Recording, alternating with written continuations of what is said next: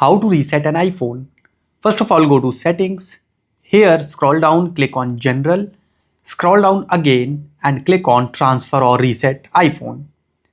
Here, click on Erase all content and settings. Here, it will show you like this. So you simply click on Continue and Erase iPhone.